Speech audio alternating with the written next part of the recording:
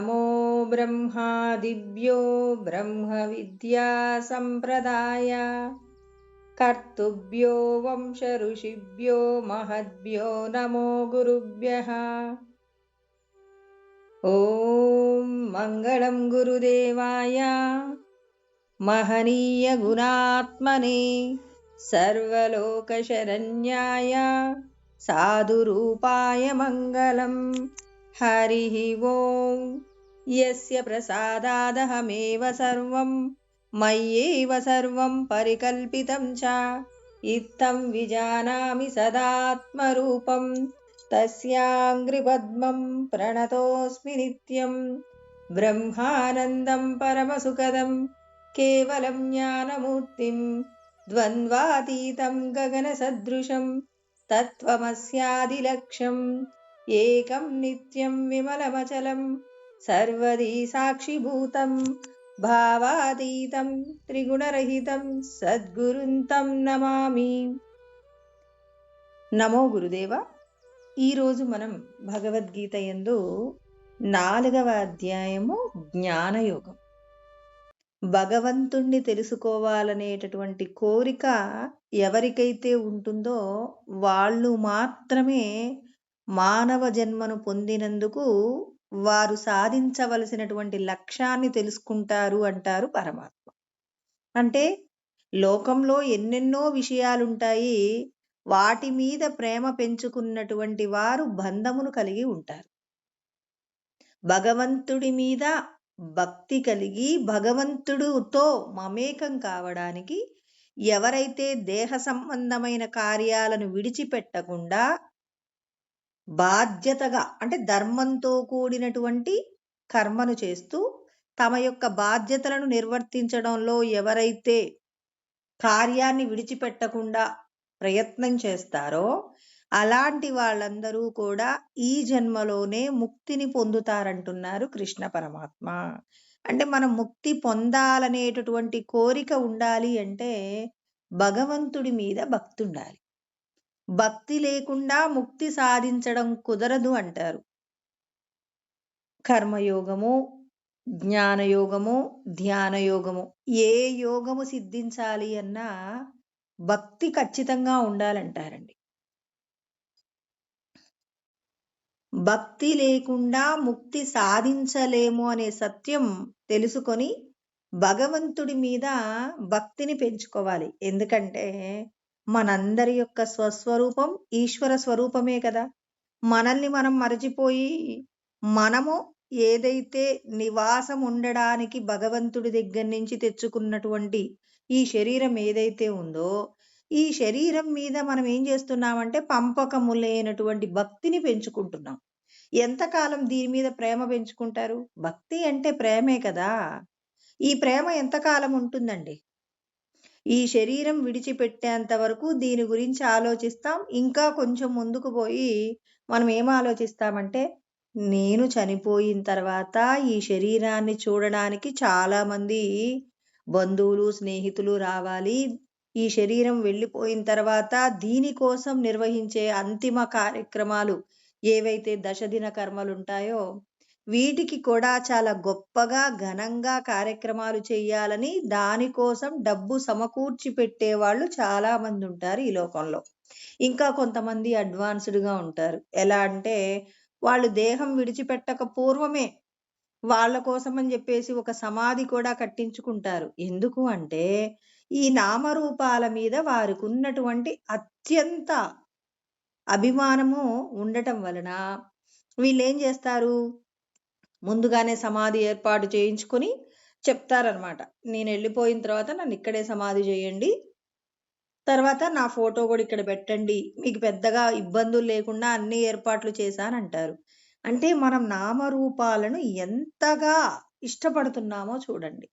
ఈ నామరూపాలతో బ్రతకడమే ఇక మన యొక్క జీవితం యొక్క అంతిమ లక్ష్యము అనే ఆలోచన చేత మనమందరం ప్రయత్నం చేస్తున్నాం. ఇది మాయ యొక్క గొప్పతనమే కానీ ఇక్కడ ఎవరిని విమర్శించడానికి వీల్లేదండి. ఎందుకు అంటే సమాధులు కట్టుకున్నారు అని చెప్పేసి వాళ్ళని తక్కువ చేసి చూడటానికి ఏం వీల్లేదు. తెలియనంత వరకు ప్రతి ఒక్కరూ అలాగే ఉంటారు.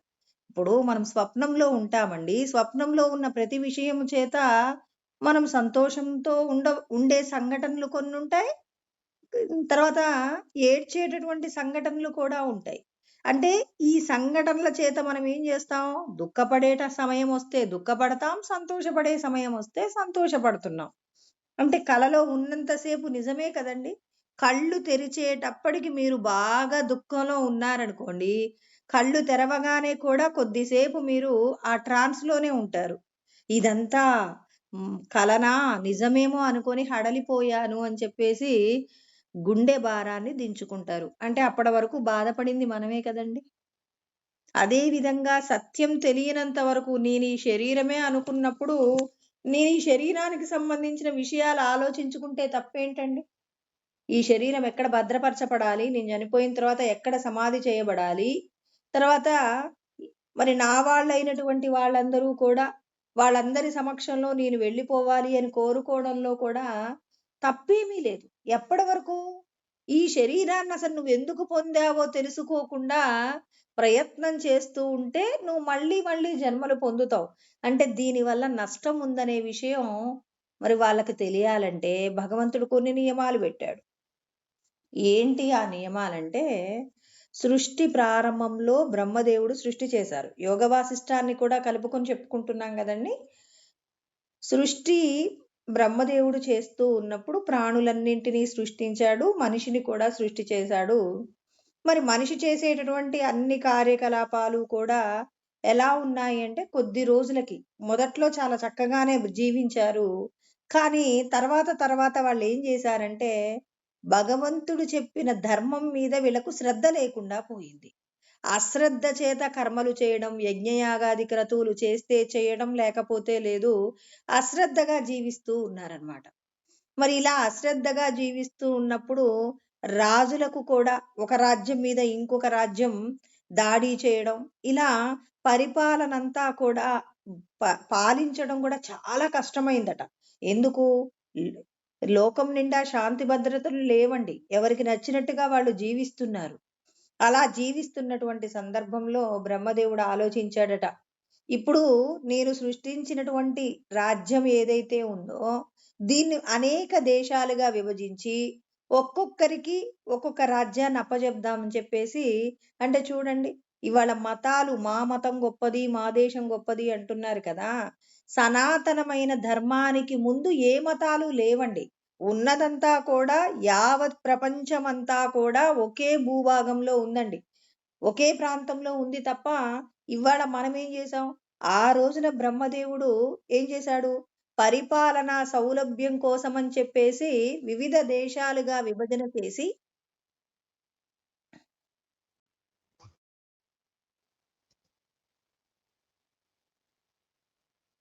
యావత్ లైన్‌లో ఉన్నానమ్మా. ప్రపంచమంతా కూడా పరిపాలనా సౌలభ్యం కోసం రాజ్యాలుగా విభజింపబడింది. అక్కడ ఒక్కొక్క రాజ్యానికి అంటే ఒక్కొక్క దేశానికి సంబంధించి ఒక్కొక్క పరిపాలన సంబంధించినటువంటి రాజులను, మంత్రులను అన్నింటినీ కూడా ఏర్పాటు చేసి పరిపాలించటానికి మరి బ్రహ్మదేవుడు నిశ్చయించుకొని దానికి తగిన విధంగా ఏర్పాట్లు చేసుకున్నారు. అంటే ఉన్నది ఒక్కటే సనాతనమైనటువంటి ధర్మం. అంతే తప్ప ఇక తర్వాత ఉద్భవించినటువంటి ఏవైతే మతాలున్నాయో ఆ మతాలన్నీ కూడా హైందవ ధర్మము కంటే శ్రేష్టమైనవి, మేము గొప్ప అని చెప్పుకుంటున్నటువంటి విషయాలన్నీ కూడా వేదాధ్యయనమును చేస్తున్నప్పుడు ఇవన్నీ కూడా కొట్టివేయబడతాయన్నమాట. అందుకే ఈ వేరే మతస్థులు ఎవరైనప్పటికీ కూడా ఆధారాలతో మాట్లాడుకుందాం రండి అని చెప్పేసి సవాలు విసిరినప్పుడు ఎవ్వరు కూడా తమను తాము కరెక్ట్ అని నిరూపించుకోలేరు కాబట్టి కేవలం వాచా వేదాంతంతో వస్తారు కానీ మరి ఆధారాలతో రావడం అనేది సాధ్యం కాదు అని చెప్పడానికి మరి ఇక్కడ యోగ వాసిష్టం నందు చెప్పబడిన విషయాలలో కూడా మరి ఆనాడే వశిష్ఠుడు చెప్పి ఉన్నారనమాట. అంటే చూడండి ఇక్కడ వీళ్ళు ఇప్పుడు పుట్టినటువంటి మతాలన్నీ కూడా కొద్ది సంవత్సరాల ముందు అంటే కొన్ని వేల సంవత్సరాల ముందే తప్ప మరి సనాతనమైనటువంటి ధర్మం ఎప్పటి నుంచి ఉందో మనం వేదాధ్యయనము ద్వారా పరిశీలన చేసుకోవచ్చు అనే సత్యం కూడా ఇక్కడ మనకు అర్థమవుతూ ఉందన్నమాట. అంటే వేరొక మతము మన మతము కంటే కూడా తర్వాత వచ్చిందే. అంటే అందరము కూడా ఇవాళ మేము క్రిస్టియన్‌లు, ముస్లింలు, సిక్కులు, బౌద్ధులు, జైనులు అంటున్నారు కదా! భూమి మీద సృష్టించబడిన వాళ్ళందరూ కూడా సనాతనమైన ధర్మానికి చెందిన వాళ్ళే తప్ప, ఏ మతము కూడా మధ్యలో పుట్టగొడుగుల్లాగా పుట్టినవే కానీ, మరి అందరము కూడా మరి ఒకే సంతానానికి అంటే ఆ సంతానమైనటువంటి బ్రహ్మదేవుడి యొక్క సృష్టిలో నుంచి వచ్చిన వాళ్ళమే తప్ప, ఇక్కడ మనమందరము వేరు కాదు అనే సత్యం ఇక్కడ మనం అర్థం చేసుకోవాల్సి ఉంటుంది అని చెప్పేసి ఇక్కడ యోగ వాసిష్టంలో చెప్పారనమాట. ఇలా పరిపాలన యొక్క విభజన జరిగిన తర్వాత ప్రజలు అప్పటికి కూడా ధర్మాన్ని తప్పి ప్రవర్తిస్తున్నప్పుడు వీళ్ళకి ఎలాగైనా నేను ధర్మాన్ని నేర్పించాలి అని చెప్పేసి మరి మొట్టమొదట ఆధ్యాత్మికమైనటువంటి విద్యను లోకానికి పంచేటటువంటి ప్రయత్నం బ్రహ్మదేవుడు చేశాడు. అందుకే ఆధ్యాత్మిక విద్యను మొదట ఎవరికి చెప్పారు అంటే రాజులకు చెప్పారు. ఎందుకు రాజులకు చెప్పారు అంటే నరాణాం చ నరాధిపం అంటారు. నరులందరిలో శ్రేష్ఠులైన వాళ్ళు ఎవరు అంటే పరిపాలించడానికి ఎవరినైతే పరమాత్మ నిర్ణయించారో ఒక రాజు వచ్చాడు అంటే అతడు చేసినటువంటి ఎన్నో దానాలు, ధర్మాలు, యజ్ఞయాగాది క్రతువులు ఇవన్నీ త్యాగపూర్వకంగా అంటే పరుల యొక్క శ్రేయస్సు కోసం చేసిన వారికి పరమాత్మ ఏం చేశారు అంటే మరి రాజత్వాన్ని ప్రసాదించారు. అంటే రాజుగా ప్రజలను పరిపాలించగలిగినటువంటి అధికారం ఇచ్చారు. కృష్ణ పరమాత్మ చెప్తారు, నరులలో రాజుగా ఉన్నటువంటి వారిగా నేనున్నానంటే సాక్షాత్తు ఈశ్వరుడే రాజుగా ఉండి పాలన చేస్తున్నారన్నప్పుడు రాజును గౌరవించటం ఎలా చూడాలి? ఆ భగవంతుణ్ణి మనం ఎలా అయితే ప్రార్థిస్తామో, ఎలా అయితే గౌరవిస్తామో అదే విధంగా రాజును కూడా గౌరవించవలసి ఉంటుంది. కానీ ఆనాటి కాలంలో రాజులకి పరిపాలనలో హింస చేయకుండా కుదిరేది కాదు. అనేక రకమైనటువంటి దుష్ట కార్యాలు కూడా చేయవలసి వస్తున్నటువంటి సందర్భంలో ఈ విధానాన్ని మార్చడం కోసం అని చెప్పేసి రాజులకు మాత్రమే బోధించినటువంటి విద్య ఇవాళ మనం తెలుసుకుంటున్నామండి. మనమందరము కూడా రాజత్వం కలిగినటువంటి అంటే రాజత్వం పొందడానికి కావలసిన అర్హత ఉంది అని పరమాత్మ నిర్ణయించారు కాబట్టి ఇవాళ మరి గొప్పవాళ్ళైనటువంటి రాజులు తెలుసుకునేటటువంటి విద్యని ఇవాళ మనం తెలుసుకుంటున్నామంటే మనమందరము కూడా ఖచ్చితంగా సంతోషించటానికి 100కి 100 పాళ్ళు అవకాశం ఉంది. ఎందుకు? లోకంలో ఎంతో మంది తెలుసుకోలేనటువంటి విద్య ఇవాళ భగవంతుడు కులము, మతము, స్త్రీ, పురుష, జాతి, వర్ణ ఇలాంటి విభేదాలేవీ లేకుండా భగవంతుణ్ణి తెలుసుకోగలిగినటువంటి భాగ్యాన్ని మనకివాళ ఈశ్వరుడు ప్రసాదించారు. అంటే మనం ఎన్ని జన్మల నుంచి భగవంతుణ్ణి తెలుసుకోవడం కోసం తపన పడుతున్నామో ఆ తపనకు పరమాత్మ మనకిచ్చినటువంటి వరం ఏంటంటే రాజులు తెలుసుకున్నటువంటి ఆనాడు మొదట రాజులకు మాత్రమే ఉపదేశం చేసిన విద్యను మనం కూడా తెలుసుకుంటున్నామంటే భగవంతుడికి మనం భక్తులుగా ఉన్నాం, సకులుగా ఉన్నాం. అలాంటి వారికి మాత్రమే నేను విద్య బోధిస్తానని కూడా ఇప్పుడు మనం చెప్పుకుంటున్న 4వ అధ్యాయంలో చెప్పారండి. ఏమన్నారు? స ఏవాయం మయా తేద్య యోగః ప్రోక్తః పురాతనః. అంటే పురాతనమైనటువంటి సనాతనమైనటువంటి విద్యను నేను బోధిస్తున్నాను నా చేత. ఎవరికి బోధించబడుతుంది? భక్తోసి మే సకాచేతి రహస్యం హేతదుత్తమం. అంటే సృష్టిలో ఉన్న రహస్యాలలోకెల్లా గొప్ప రహస్యాన్ని నాకు ఇష్టమైన పనులు చేసినటువంటి వారు నాకిష్టం. అంటే ముందు ఆయన చూడండి ఎవరిని ఎంచుకున్నాడు? పలానా ఆయన్ని ఎంచుకొని నువ్వు మంచి పని చేయమని చెప్పాడా? మంచి పనులు చేసే వాళ్ళని ఎంచుకొని ఆయన తన భక్తులుగా చేసుకున్నాడు. తన సకులుగా చేసుకొని ఆయన మనకేం చేస్తున్నాడు? రాజవిద్యను బోధిస్తూ ఉన్నారు. అంటే పరమాత్మకు నచ్చినటువంటి వారి లిస్టులో మనం ఉన్నందుకు ఎంతో సంతోషపడాలి.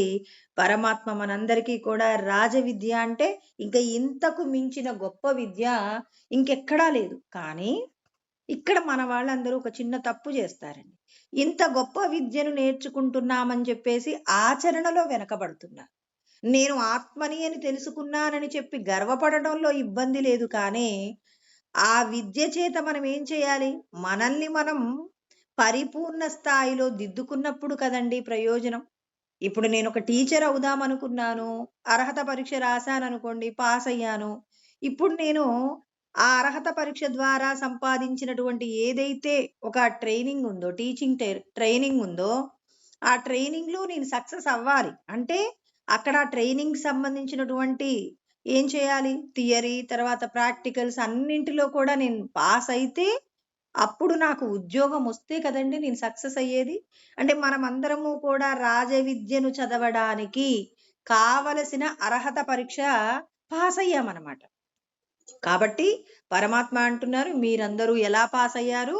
మంచి మంచి పనులు చేయడం వల్ల మీరందరూ కూడా ఆత్మ విద్యను తెలుసుకోవడానికి కావలసినటువంటి ఏమంటారు? అర్హతను సంపాదించుకున్నారు. మీరందరూ నాకిష్టం. ఇంకా నాకిష్టం. నాతో లయం కాగలిగినంత ఇష్టంగా మీరు మారాలి అంటే, ఇప్పటి వరకు మీరు మంచి పనులే చేశారు. ఇప్పటినుంచి ఇంకా కొన్ని కఠినమైనటువంటి పరీక్షలు ఉంటాయి. ఆ కఠినమైన పరీక్షలను నా మీద భారం వేసి, సులభంగా ఆ పరీక్షలన్నింటినీ కూడా పాసయ్యారు అంటే, మీరు నాతో మమేకమవుతారని పరమాత్మ మనందరికీ కూడా చెప్తున్నారు. మిగిలిన వాళ్ళందరికంటే కూడా మీరంటే నాకిష్టం. చెప్పాడండి. ఎక్కడ అంటే సమోహం సర్వభూతేషు నమే ద్వేష్యోస్తి న ప్రియః. ఏ భజంతి తు మాం భక్త్యా మయి తే తేషు చాప్యహం అంటారు 9:29. అంటే 9వ అధ్యాయం 29వ శ్లోకంలో చెప్పారు. నేను ఎవ్వరిని కూడా ప్రత్యేకంగా ద్వేషించను. ఎవరి మీద ప్రత్యేకమైన ప్రేమ కలిగి ఉండను. కానీ ఏ భజంతి తు మాం భక్త్యా భక్తి చేత నిరంతరం నేను చెప్పినటువంటి కార్యాలు అంటే లోక శ్రేయస్సును కలిగించేటటువంటి కార్యాలు ఎవరైతే చేస్తారో వాళ్ళకి కావలసినవన్నీ నేను సమకూరుస్తానంటున్నారు. అంటే పరమాత్మకు మనం ఇప్పటితో మనం చేసిన పనుల చేత భగవంతుడు సంతోషాన్ని పొందారండి. మరి ఈ పొందినటువంటి సంతోషము ఏం కావాలి? అధికం కావాలి. భగవంతుడికి మనం నచ్చాలి అంటే మనం చేసే కార్యాలు ఎలా ఉండాలి? ఇంకా గొప్పగా ఉండాలి. అంటే త్యాగాలు చేయడం పెంచుకోవాలి. భగవంతుడు గురించి ఆలోచిస్తూ భగవంతుడు చెప్పేటటువంటి ధర్మాలన్నీ ఎవరైతే నిరంతరం తెలుసుకుంటూ ఆచరిస్తుంటారో వాళ్ళందరూ కూడా నన్ను పొందుతారు. మరి మీరందరూ కూడా నేను చెప్పిన జ్ఞానాన్ని పొందాలనుకుంటున్నారు కదా! మరి మీకొచ్చిన వైరాగ్యం ఎలా ఉంటుందో పరమాత్మ 2 రకాల వైరాగ్యాల గురించి యోగ వాసిష్టంలో చెప్పారనమాట. ఏమని చెప్పారు? అంటే మనం ఒక్కొక్కరం ఒక్కొక్క నేపథ్యంలో వచ్చామనమాట. ఎలా? ఒకటేమో రాజసిక వైరాగ్యమట, రెండవదేమో సాత్వికమైన వైరాగ్యం. అంటే వైరాగ్యం అంటే దేహ సంబంధమైనటువంటి విషయాల మీద విరక్తి పొంది పరమశాంతి కావాలి, ఆనందం కావాలనుకున్న వారికి మాత్రమే ఈ ఆధ్యాత్మిక విద్య అందించబడుతుంది గానండి, అందరికీ అందించబడదు. అంటే మిగిలిన వాళ్లకు లేని అర్హత ఏంటి? మనకున్న అర్హత ఏంటి? ఎందుకు మరి చాలామంది లోకంలో దాన ధర్మాలు చేసేవాళ్ళున్నారు, యజ్ఞయాగాది క్రతువులు చేసేవాళ్ళున్నారు.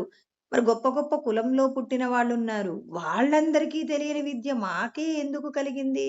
భగవంతుడా మేమన్ని గొప్ప గొప్ప పనులు జేశామా అని జెప్పేసి ఎవరు గర్వపడక్కర్ల. అంటే ఇప్పుడు మనకొక రకమైన అహంకారం వచ్చేస్తదండి. ఏంటంటే, ఆ! ఇవాళ ఆత్మజ్ఞానం దెలుసుకోలేదు అంటే వీళ్ళందరూ కూడా తక్కువ స్థాయిలో ఉన్నారని జెప్పి అహంకరించటానికి ఒక అవకాశం ఉంది. అందుకే భగవంతుడు చెప్తున్నారు. ఎక్కడా మనకి అహంకారం పెరగకుండా, అహంకారాన్ని నివృత్తి చేసుకోవడానికి మార్గాలు చెప్పబడతాయన్నమాట. భగవద్గీత యోగ వాసిష్టం నందు. ఏం చెప్తున్నారు?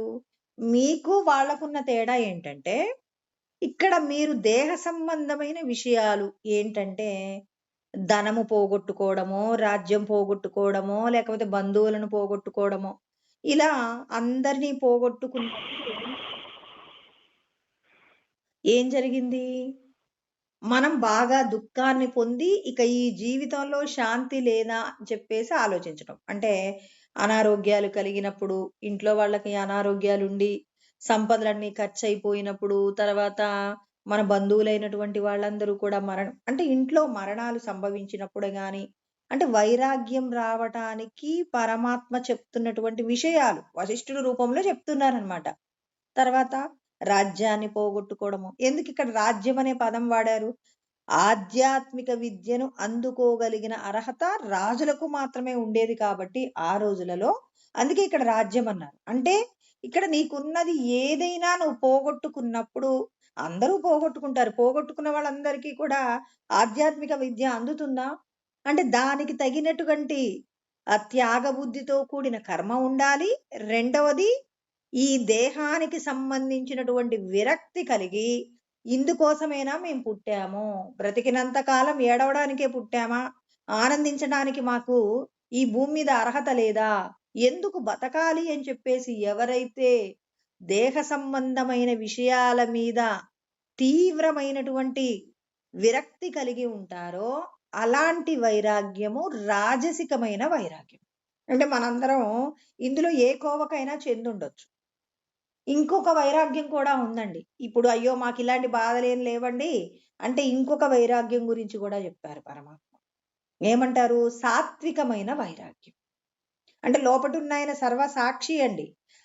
అన్నింటినీ చూస్తూ ఉంటాడు. ఎవరెవరిది ఏ వైరాగ్యం అని. ఇక్కడ ఎలా వైరాగ్యం వచ్చినా పర్వాలేదు. వచ్చినటువంటి వైరాగ్యం భగవంతుణ్ణి తెలుసుకొని మనం ఎక్కడి నుంచి వచ్చామో అక్కడికి వెళ్ళిపోవడానికి కావలసిన సాధన చేసుకోవడమే కదండి. ఎలా వస్తేందండి? నదులన్నీ ఎటుగా ప్రవహిస్తూ వస్తే ఏంటి? చిత్తడి నేలలో నుంచి వచ్చినా, లేకపోతే ఎత్తైన పర్వతాలలో నుంచి వచ్చినా అన్ని సముద్రంలోనే కలిసిపోతాయి. మనకు వైరాగ్యం బంధువులు చనిపోవడం వల్లనో, సంపదలు పోవడం వల్లో, లేకపోతే ఏదో ఒక కారణం చేత వైరాగ్యం వచ్చిందనుకోండి, వచ్చింది మంచి పనికే కదా! అందుకే కష్టాలొస్తే ఎవరు భయపడకండి. ఆ కష్టాల తర్వాత మీరు అందుకోగలిగినటువంటి గొప్ప ఆనందం ఒకటుంటుందని, దుఃఖాన్ని చూసి ఎవరు భయపడకండి అని చెప్తారనమాట. అదే జరుగుతుంది కదండీ! ఇక రెండో వైరాగ్యం సాత్వికమైన వైరాగ్యం అంటే ఏంటి? వేరొకరి యొక్క బాధలను చూసినప్పుడు ఏంటి ఈ లోకమంతా ఇలాగే దుఃఖపడుతుంది. అంటే వీళ్ళకి ఏ విధమైనటువంటి సంపదల ఇబ్బంది ఉండదు. బంధువులతో మరి వీళ్ళు ఇబ్బంది పడింది లేదు. బంధువులు చనిపోయింది లేదు. ఇలాంటివి శ్మశాన వైరాగ్యాలు ఇవన్నీ ఏమీ లేవు. స్వయంగానే నిత్య, అనిత్య వస్తువుల యొక్క వివేకం ఎవరైతే కలిగి ఉంటారో అలాంటి అంటే స్వవిచారణ చేత అంటే పరిశీలన చేత సత్య వస్తువుని తెలుసుకునే ప్రయత్నం చేస్తారు. ఇది సాత్వికమైన వైరాగ్యం. కొంతమంది వైరాగ్యాల గురించి పరిశీలన చేస్తేనండి అర్జునుడికి కలిగిన వైరాగ్యం చూడండి. హాయిగా తానేం చేయొచ్చు? తన సోదరులతో కలిసి వాళ్ళ దగ్గర అనేక రకములైన అస్త్రములు, శస్త్రములు ఎన్నో ఉన్నాయి. మరి వాటి చేత యుద్ధం చేసి చక్కగా రాజ్యాన్ని పొందవచ్చు. ఎందుకంటే కృష్ణ పరమాత్మయే సాక్షాత్తు వీళ్ళ పక్కన ఉన్నారు. ఇంకా అభయం ఉంది కదండి. కాబట్టి ఇంకా భయమేలా?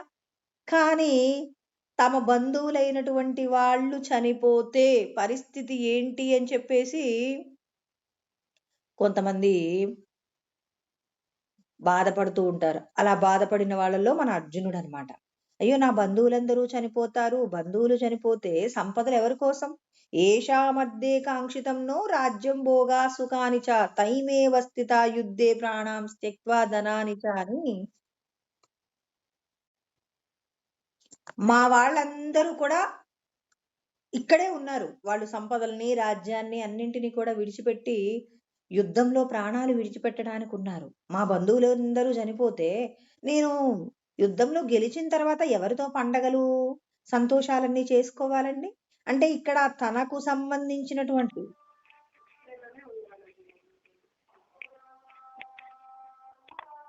సంపదలను ఎవరెవరితో పంచుకుంటామనేటటువంటి మాట కూడా అర్జునుడు మాట్లాడారు. అంటే ఈ భూమి మీద బ్రతికినంత కాలం మనం బంధువులతో, స్నేహితులతో కలిసి ఉండాలనుకుంటామనేది అర్జునుడు ప్రత్యేకంగా మన అందరి కోసం మన మాటగా అర్జునుడు మాట్లాడాడు.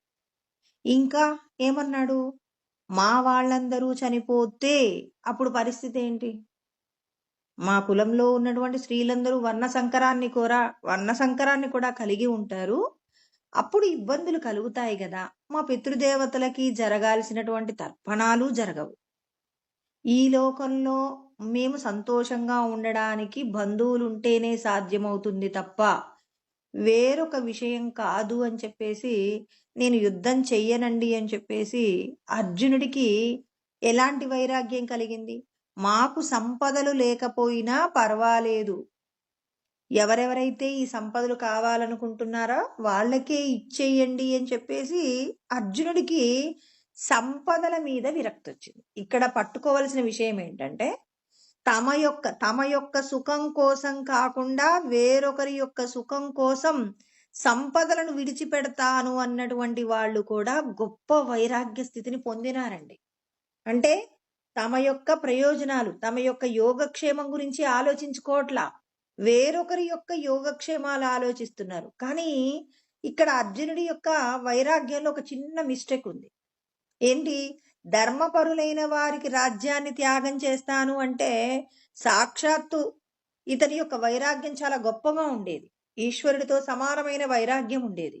ఇక్కడ అర్జునుడికి ఎందుకండి ఇలాంటి వైరాగ్యం కలిగిందంటే, రాబోయేది కలియుగం కాబట్టి కలియుగంలో ప్రజలందరూ కూడా దేహ సంబంధమైన విషయాల చేత మమత్వం పొందుతుంటారు.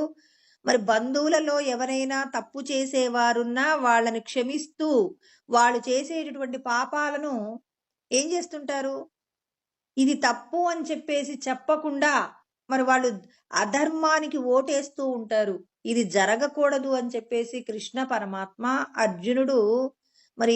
అర్జునుడికి వైరాగ్యం కలుగుతుంది, సంపదల మీద వ్యామోహం పోతుందే కానీ బంధుప్రీతి మాత్రం పోలేదండి. అందుకే బంధుప్రీతి పోగొట్టడానికే భగవద్గీత.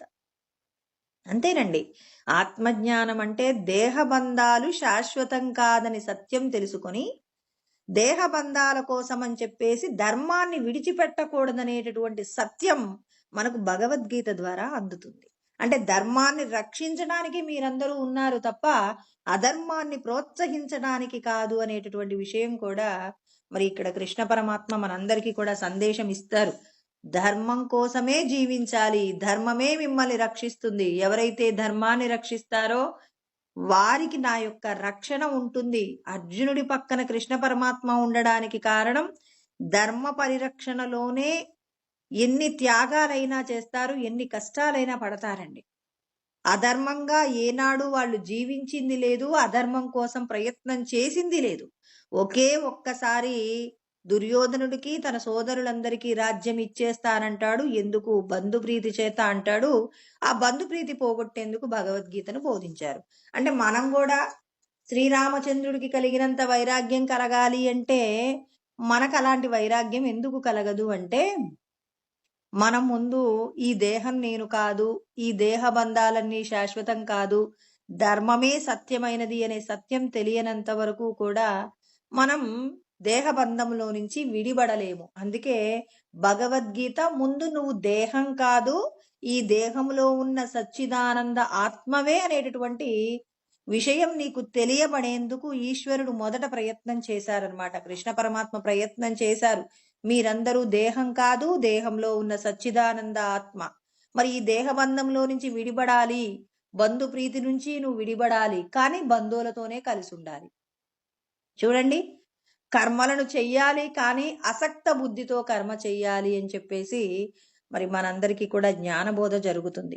గౌతమ బుద్ధుడికి చూడండి, లోకంలో ఎవరెవరికో ఉన్న కష్టాలు, ఒక శవాన్ని చూస్తాడు, ఒక రోగగ్రస్తుడిని చూస్తాడు, ఒక వృద్ధాప్యంలో ఉన్నటువంటి వ్యక్తిని చూస్తాడు. వీళ్ళందరినీ చూసి తాను ఎంతో వ్యధ చెందుతాడు.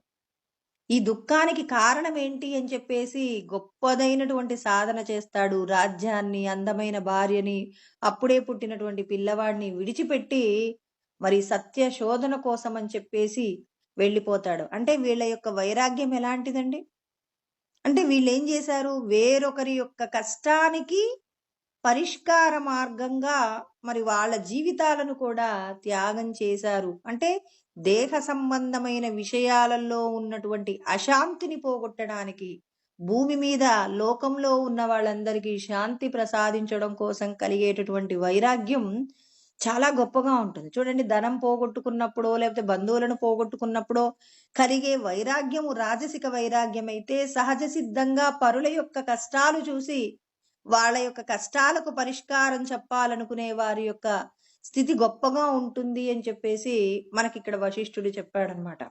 తర్వాత ఇక మనకి శుకుడు గురించి చెప్పుకుంటేనండి, శుకుడు స్వయంగా పుట్టుకతోనే తనకేంటి అంటే ఎప్పుడు బ్రహ్మజ్ఞానము చేతనే రమిస్తూ ఉండేవాడు, బ్రహ్మ సంబంధమైన విచారణ చేస్తూ ఉండేవాడు, స్వవిచారణ చేస్తూ మరి లోకంలో ఉన్నటువంటి విషయాల గురించినటువంటి పరిశోధన అతడు స్వయంగా చేసేసుకుంటాడు. అంటే స్వవిచారణ, పరిశీలనాత్మకమైన బుద్ధి కలిగింది అని అంటే అది ఈశ్వరుడి యొక్క అనుగ్రహం చేతనే కలుగుతుంది తప్ప వేరొక ప్రయత్నం చేత కూడదు అంటాడు. అంటే మనం చేసేటటువంటి కర్మలలో ఉన్నటువంటి ఏదైతే కర్మఫలం ఉంటుందో ఆ కర్మఫలమునందు ఎవరైతే త్యాగబుద్ధితో కర్మ చేస్తారో వాళ్ళు పుట్టుకతోడనే ఏమవుతారు, భగవంతుణ్ణి తెలుసుకోవడం కోసం అని చెప్పేసి ప్రయత్నం చేస్తారు. ఇక్కడ శ్రీరామచంద్రుడికి కూడా స్వయంగా ఏంటి ఆత్మ అనాత్మ అనేటటువంటి విషయాల గురించినటువంటి పరిశీలన ప్రారంభమవుతుంది. ఎందుకోసం జీవించాలి, ఏంటి నిత్య అనిత్య వస్తువుల యొక్క వివేకంతో జీవించడానికి కావలసినటువంటి నాకు సలహాలు ఇవ్వండి. ఎందుకు నేను ఏది సత్యమైన వస్తువు, ఏది అసత్యమైనది, ఈ లోకంలో నేను ఏమి అనుభవించడం కోసం కర్మ చెయ్యాలి, నాకు ఈ లోకంలో ఉన్న విషయాలు ఏవి కూడా సంతోషాన్ని ఇవ్వట్లేదు, నేను సంతోషంగా ఉండడానికి కావలసిన మార్గం చెప్పండి అని చెప్పేసి శ్రీరామచంద్రుడు అడిగారనమాట. అంటే ఇక్కడ వశిష్ఠుడు అంటున్నారు, నీలాంటి వ్యక్తి కోసమే వెతుకుతున్నాను. ఏంటి ధనం కోసమో బంధువుల కోసమో, అంటే వీళ్ళందరూ వెళ్ళిపోయారు అని చెప్పేసి విరక్తి భావనతో వచ్చినటువంటి వాళ్ళకంటే స్వయం విచారణ చేత నిత్య అనిత్య వస్తువుల యొక్క వివేకంతో కూడినటువంటి ప్రయత్నము చాలా గొప్పది అని చెప్పేసి చెప్పారు. ఐహిక ఆముష్మికమైనటువంటి విషయాలన్నింటినీ విడిచిపెట్టి శాశ్వతమైన సచ్చిదానందాన్ని పొందడానికి ఎవరైతే ప్రయత్నం చేస్తారో స్వయంభూలింగం అంటాం కదండి, భగవంతుడే సాక్షాత్తు ఆయనే వెలసాడు అంటారు కదా. అదే విధంగా ఇక్కడ వాళ్లకు సంపదలతో ఇబ్బంది రాలేదు, ధనముతో ఇబ్బంది రాలేదు, బంధువుల చేత ఇబ్బంది రాలేదు. కానీ ఏంటి ఈ లోకంలో ఏముంది, తిన్నదే తింటున్నాము, ఉన్న విషయాలనే అనుభవిస్తున్నాము, మళ్ళీ పుట్టినటువంటి వాళ్ళు ఏదో ఒక రోజున మరణిస్తున్నారు. ఇందుకోసమే జరిగిందా, ఈ కాలచక్రంలో ఇంతకు మించి గొప్పదేమీ లేదా అనేటటువంటి వివేకంతో కూడినటువంటి బుద్ధి ఎవరి యందు కలుగుతుందో వారికి పరమాత్మ ఏం చేస్తాడు, సత్య ఆత్మను తెలుసుకోవడానికి కావలసినటువంటి జ్ఞానం అందించడం కోసం ఒక గురువుని ఏర్పాటు చేసి పెడతారనమాట. అందుకే ఇలాంటి వైరాగ్యంతో ఉన్న వారికి జ్ఞానబోధ చేయడం కోసం బ్రహ్మదేవుడు ముందే ఏం చేశాడు, వశిష్ఠుణ్ణి తన మనస్సంకల్పం చేత సృష్టి చేశాడనమాట. అంటే ఇక్కడ మనం ఏం తెలుసుకున్నాం, రాజసికమైన తర్వాత సాత్వికమైనటువంటి వైరాగ్యం, మహనీయులైనటువంటి వాళ్ళు అధిక సంఖ్యలో ఎక్కువ మంది కూడా సహజ సిద్ధంగానే మరి వాళ్ళు ఏం చేస్తారంటే మరి నిత్య అనిత్య వస్తువుల యొక్క వివేకంతో కూడి ప్రవర్తిస్తూ ఉంటారు. దేనిని అంటే ఇక్కడ వాళ్ళు విచారణ చేస్తారనమాట. దేహము, ఇంద్రియాలు, తర్వాత విషయ సంబంధమైన విషయాలన్నీ కూడా బాహ్యమైనటువంటి విషయాలు, అంటే కంటికి కనపడుతున్న విషయాల పట్ల మనం ఆసక్తి కలగటం, తర్వాత లోపట ఆంతరంగికమైనటువంటి మనసు, బుద్ధి, చిత్తము, అహంకారాలతో కూడి ప్రవర్తిస్తూ ఉంటాం. నాకు ఇంత సంపద ఉంది అని చెప్పేసి అహంకరించటం, తర్వాత ఇంకా తన మీద తనకి ఎక్కువగా నమ్మకం కలిగి నేను గొప్పగా ఉండాలి అని చెప్పేసి ఎవరైతే మరి ఆ మనస్సు ఎందు కలిగేటటువంటి ప్రగాఢమైనటువంటి, అంటే ఈ లోకంలో ఉన్న విషయాలన్నింటికీ నేనే అధికారిని కావాలని అహంకారంతో ప్రవర్తించటం, ఇదంతా కూడా సత్యం కాదు. మనమందరం ఏం చేస్తున్నాం, దేహ సంబంధమైన విషయాల గురించి ఆలోచిస్తూ కాలం గడిపివేస్తున్నాం. మరి మీరందరూ కూడా సత్య వస్తువుని తెలుసుకోండి. దేని చేత స్పర్శించబడినటువంటి నిత్య ఉదితమైనటువంటి సాక్షి తత్వమే మీరందరూ కూడా తెలుసుకోండి. చూడండి ఇక్కడ చెప్పబడిన విషయాలేంటి, మనమందరం ఏం చేస్తున్నాం, బయట కంటికి కనపడుతున్న విషయాల మీద బాగా ఆసక్తి చూపుతున్నాం. అక్కడ ఒక పండు ఉంది అంటే ఆ పండుని తినాలనుకుంటాం. మనకు ఈ లోకంలో ఏదైతే ఒకటి గొప్పగా అనిపిస్తుందో అది మన సొంతం చేసుకోవాలి అని చెప్పేసి దానికోసం ధర్మం కూడా తప్పుతాం. పరమాత్మ అంటున్నారు, మీరందరూ కూడా మీ యొక్క స్వభావం తెలుసుకోండి. మీరెవరో తెలుసా, దేని చేత అంటనటువంటి, అంటే దేని చేత అంటబడమండి మనమందరము కూడా. అంటే ఒక సినిమా తెర మీద వచ్చేటటువంటి బొమ్మలు ఏవైతే ఉంటాయో, అక్కడ జలపాతాలే రానివ్వండి, తర్వాత వరదలే రానివ్వండి, ఇంకా ఏ తుఫాన్లు రానివ్వండి, సునామీలు రానివ్వండి, ఆ తెరకేమైనా ప్రమాదం జరుగుతుందా? అదే విధంగా ఆత్మ అనేటటువంటి ఒక తెర మీద ఈ దేహ సంబంధమైన విషయాలన్నీ నడుస్తున్నాయండి. ఎప్పుడైతే ఆత్మ అనే తెర బయటికి వెళ్ళిపోతుందో అప్పుడు ఈ శరీరం ఏమవుతుంది? శవంగా మారుతుంది. మనందరికీ తెలుసు. అంటే ఇప్పుడు ఈ ఆత్మ అనేటటువంటి తెర ఎవరు? మనమే. ప్రతి ఒక్కరూ కూడా ఆ తెరయే అన్నమాట. ఆ తెర మీద ఉన్నటువంటి విషయాలు, అంటే తెర మీద ఆడుతున్న విషయాలన్నీ నేను కాదు, నాకు సంబంధం లేదు. ఇప్పుడు తెర ఉంటేనే కదండి సినిమా చూసేది. ఆత్మ ఉంటేనే దేహ సంబంధమైన విషయాలన్నీ నడుస్తాయి. కానీ నేను ఆత్మనైనప్పుడు ఈ విషయాలన్నీ నాకు సంబంధించినవి కాదు అని చెప్పి ఎవరైతే మరి తన మీద ఉన్నటువంటి మాయను పోగొట్టుకోవడానికి ప్రయత్నం చేస్తారో, నిత్యోదితం అంటే ఏంటి? ప్రతి క్షణము కూడా మరి ఉదయించేటటువంటి సూర్యుడిలా ప్రకాశించేటటువంటి సాక్షి స్వరూపమైన తత్వమే మనం కానీ మరి వేరొక స్వరూపం మనం కాదు అని చెప్పి తెలుసుకోగలిగినంత గొప్ప స్థితిని మనం సంపాదించుకోవాలంటే ఈ దేహం నేను కాదు అని దేహ సంబంధమైన విషయాలను అంటకుండా ప్రయత్నం చేయాలి. అంటకుండా ఉండడానికే కదండి కృష్ణ పరమాత్మ ఇక్కడ మనకు 4వ అధ్యాయంలో వివరణ చేస్తున్నారు. ఏమన్నారు? యస్య సర్వే సమారంభాః కామ సంకల్ప వర్జితాః. అంటే ఇక్కడ ఏమన్నారు? ఎవరి కోరికలు, అంటే సమస్త కోరికల యందు సంకల్పము, కోరిక లేకుండా, అంటే మనం ఏదైతే వస్తువులను పొందాలనుకుంటున్నామో వాటి యందు కోరిక, సంకల్పం లేకుండా మరి భగవంతుడు ఉన్న దానిని మనకిచ్చినప్పుడు, అంటే మనం పూర్వజన్మల్లో చేసిన కర్మ, ఈ జన్మ ప్రయత్నం చేత ఈశ్వరుడు మనకిచ్చిన దానిని ఆసక్తి లేకుండా అనుభవించండి. ఇప్పుడు ఇవాళ మీకు బాగా ఐశ్వర్యం ఉంటే చాలా గొప్పగా ఆభరణాలతో అలంకరించుకోండి, ఇబ్బంది లేదు. రాజులు కూడా అలాగే కదండి. మరి రాజులు ఏం చేస్తారు? చక్కటి ఆభరణాలను ధరించుకుంటారు, చాలా గొప్పదైనటువంటి జీవనాన్ని గడుపుతారు. కానీ ఇది నేను, ఇవన్నీ నావు అని చెప్పేసి వాళ్ళు కర్తృత్వాన్ని మీద వేసుకోరు. బ్రహ్మజ్ఞానం కలిగిన రాజులు, మళ్ళీ రాజులు అనగానే అందరూ అలా ఉండరండి. బ్రహ్మజ్ఞానం కలిగినటువంటి జనకుడు లాంటి గొప్ప వ్యక్తులు ఏం చేస్తారు? ఈ సంపదలన్నింటినీ నావి అనుకోరు. అవన్నీ కూడా భగవంతుడు రాజ్య పరిపాలన చేయడానికి ఈ జీవుడికి ఇచ్చినటువంటి కొన్ని ఉపకరణాలు మాత్రమే. కానీ ఇవన్నీ నావి అని చెప్పేసి మనసు యందు మమత్వాన్ని పొందడు. ఇదే జయమంటున్నాడు పరమాత్మ. ఏంటండి ఇప్పుడు సింపుల్ గా చెప్పినంతగా మనం దీన్ని ఆచరణలోకి తీసుకురాలేమండి. ప్రయత్నపూర్వకంగానే సాధ్యమవుతుంది. ఎలా? మనకు భగవంతుడు ఏదైతే ఇచ్చారో, గొప్పదైన రూపం ఇచ్చారనుకోండి, సంతోషంగా ఉండండి. ఎవరైనా మీ రూపాన్ని చూసి పొగుడుతున్నారనుకోండి, ఇది ఈశ్వరుడి యొక్క స్వరూపమే, నాదైతే కాదు అని చెప్పి మౌనంగా ఉండాలి.